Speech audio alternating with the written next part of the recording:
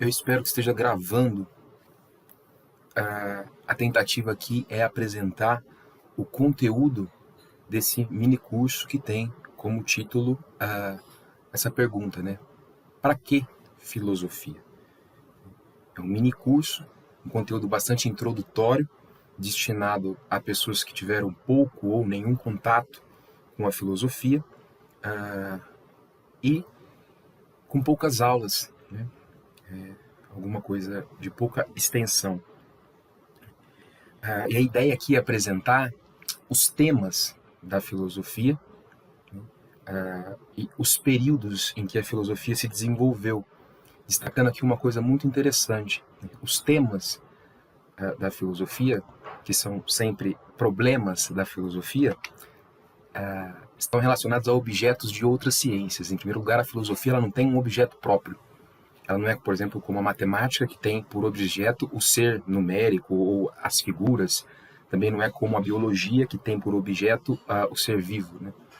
A filosofia ela se apropria de temas de outras disciplinas e procura pensar esses problemas de maneira transversal, ou seja, ela sempre vai relacionar as ciências com a economia, com a política, com a ética, né? Porque se por um lado poderia parecer uma desvantagem da filosofia não possuir um objeto seu próprio, por outro, fica evidente essa vantagem de conseguir colocar todos esses problemas de maneira transversal. E outra coisa importante de se compreender é que a filosofia, além desses temas que lhes são próprios, também se desenvolve ao longo de períodos diferentes, né?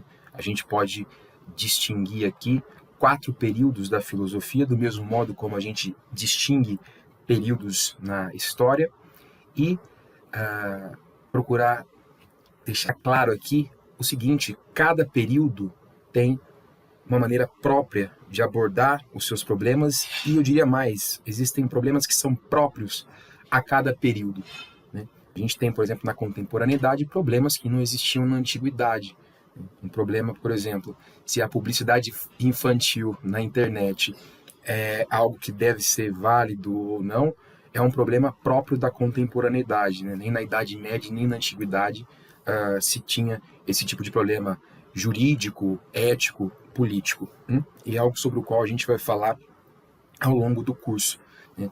Em primeiro lugar, mostrar isso, né? A filosofia tem temas que ela desenvolve a partir da apropriação de outros objetos, né?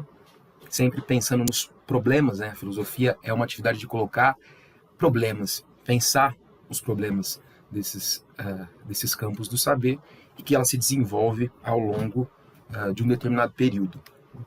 E a gente precisa começar definindo aqui o nosso estudo, né, de filosofia, procurando dar uma definição do que é filosofia. E a gente começa arriscando, né, a filosofia, definir a filosofia a partir de algumas definições que parecem satisfazer essa nossa pergunta. Por exemplo, dizer que a filosofia é a arte de refletir. Mas será que cabe definir filosofia como arte de refletir?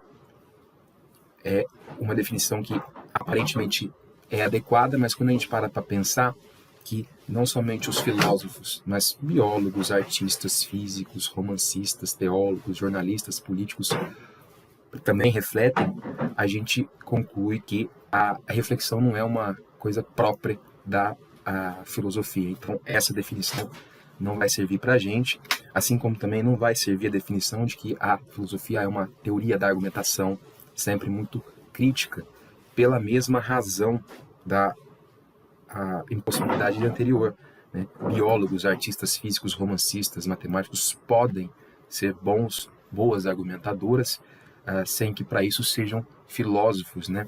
E essa definição é aquela que reporta a gente, de maneira um pouco injusta até, a imagem da filósofa ou do filósofo como uma pessoa sempre muito crítica, né? Que sempre conversa com a gente esperando bastante consistência na nossa argumentação, não aceita facilmente as teses sem analisar, como se o filósofo fosse aquela pessoa chata, né?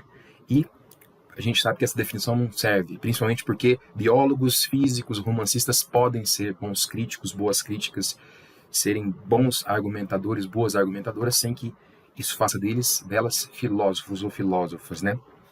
Então a gente propõe aqui uma definição bastante específica da filosofia e algo que a gente vai desenvolver ao longo dessa aula toda, que é pensar a filosofia como uma reflexão a respeito da finitude humana.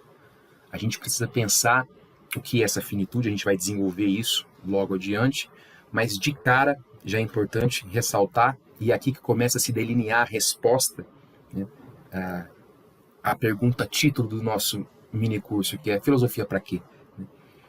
E a reflexão sobre a finitude humana que caracteriza a filosofia tem dois desdobramentos muito importantes que vão nos ajudar a entender por que responder a essa pergunta. Como responder a essa pergunta, né? Para que filosofia?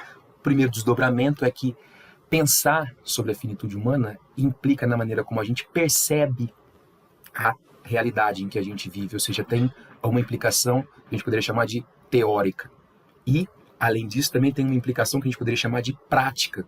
Porque, dependendo da maneira como eu percebo e conheço a realidade onde eu vivo, eu vou agir de uma maneira ou de outra. Tudo isso a partir dessa reflexão a respeito da finitude humana. Vamos desenvolver um pouco melhor isso.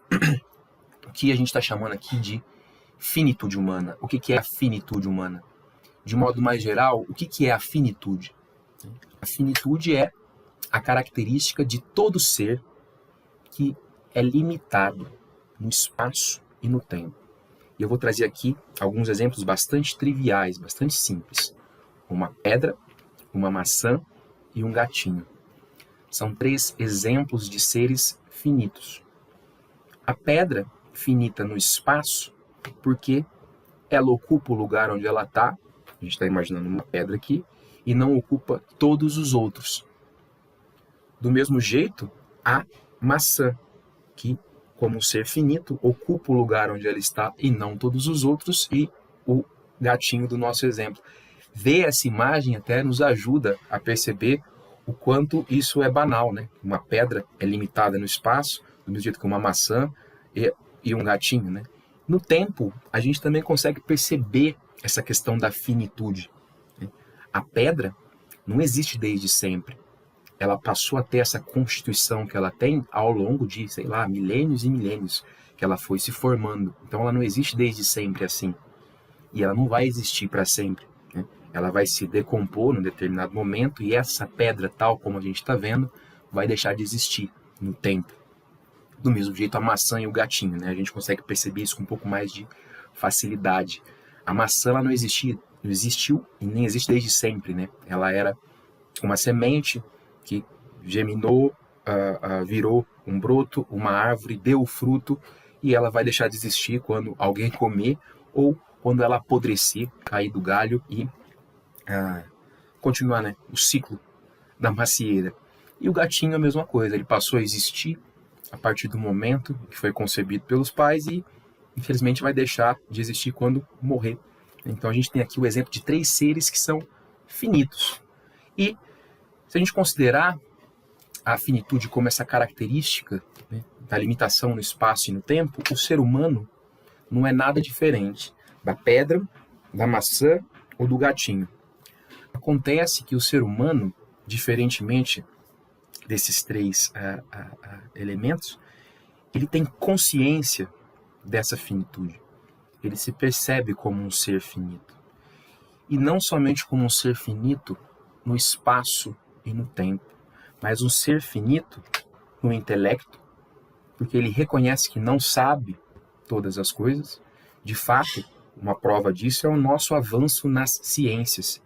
Se o nosso intelecto fosse infinito, completo, supremo, a gente não teria como avançar nas ciências, né?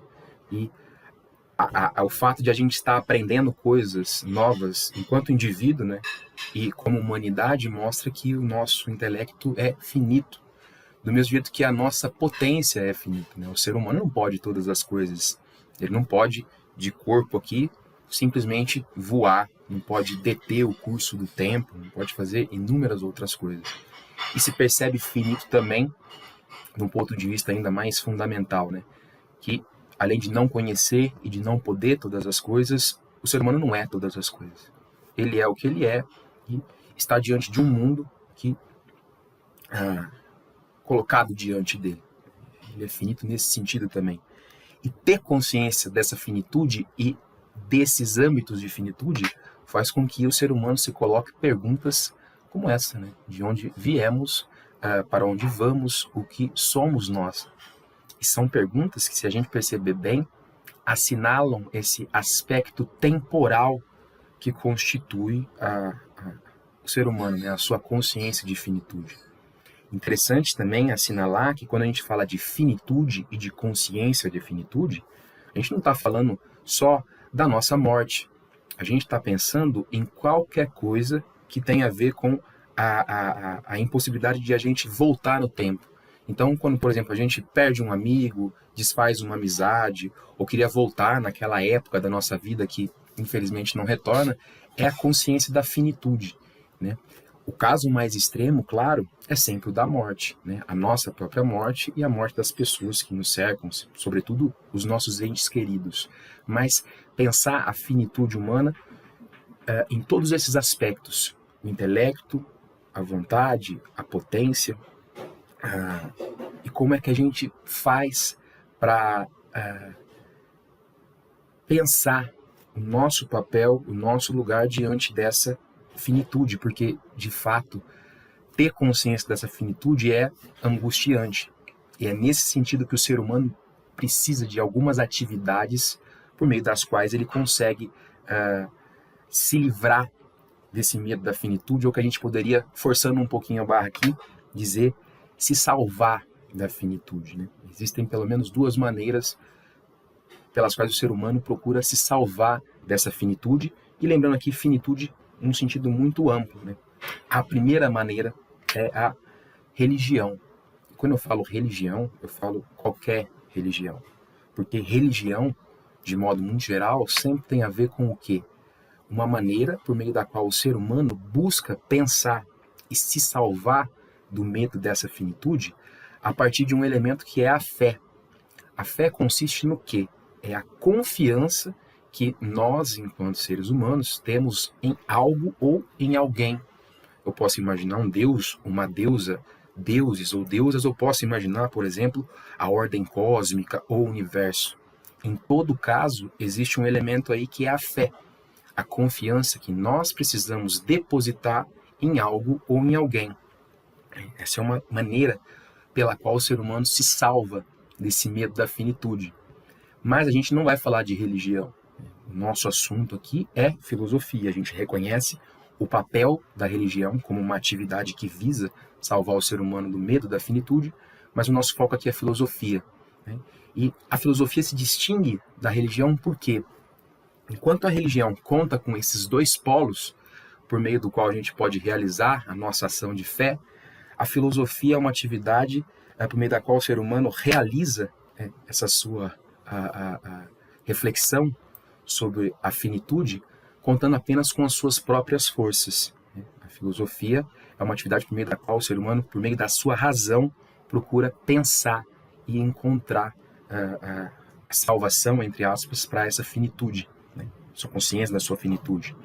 E nesse sentido a gente pode dizer também que a filosofia ela é um pouco mais abrangente ou mais democrática, porque embora nem todas as pessoas tenham fé, todas elas possuem razão, né? E pelo menos em princípio podem filosofar. Então, uma pessoa sem fé pode ainda fazer filosofia. Isso aqui é uma coisa muito interessante, né? Quando a gente procura nos manuais de filosofia, por exemplo, como esse que eu tenho aqui, sobre o qual eu vou falar depois, a gente encontra a definição de filosofia como o amor à sabedoria. A gente pegar as palavras gregas que compõem a palavra filosofia, a gente percebe que ela é composta de philo, que significa amor, amizade, e sofia, sabedoria. E sabedoria, aqui, eu estou tomando num sentido muito específico, né? que é vamos dizer assim, a resposta que a gente tem para essa questão da finitude. E isso que é interessante, a filosofia, ela não é propriamente a sabedoria, ela é o amor à sabedoria. Nesse sentido, o filósofo se distingue do sábio, porque o sábio, como o próprio nome sugere, já possui a sabedoria. Ele já tem, ou pelo menos esboça ali, uma resposta para esse problema da finitude, enquanto que o filósofo, enquanto não possui essa sabedoria, pode pelo menos almejá-la. E é nesse sentido que a gente fala que ele ama aquilo que ele não possui, a sabedoria. Ele busca uma resposta para essas questões e ele se coloca, sobretudo, problemas, perguntas, certo? Interessante aqui também falar quais são as partes da filosofia. Né? E quando eu digo partes, a gente pode compreender isso sobre dois aspectos, a partir de duas abordagens. A primeira dela é olhando para esse esquema. Toda filosofia, ela se constitui de duas partes, uma teoria, uma prática, que articuladas visam isso que a gente está falando, a sabedoria.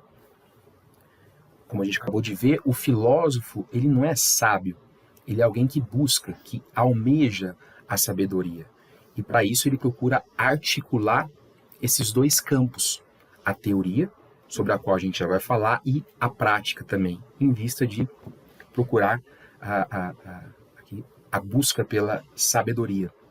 Aqui eu trago um exemplo desse livro aqui, ó, Iniciação à Filosofia, da professora Marilena Chauí, um livro excelente. E quando a gente abre para consultar o sumário e ver quais são os conteúdos do livro, a gente encontra justamente essa divisão, a atividade teórica por um lado e a atividade prática. E é interessante notar que a professora escolhe primeiro expor a parte teórica e só depois a prática. E eu espero que isso fique mais claro para a gente no decorrer da nossa exposição.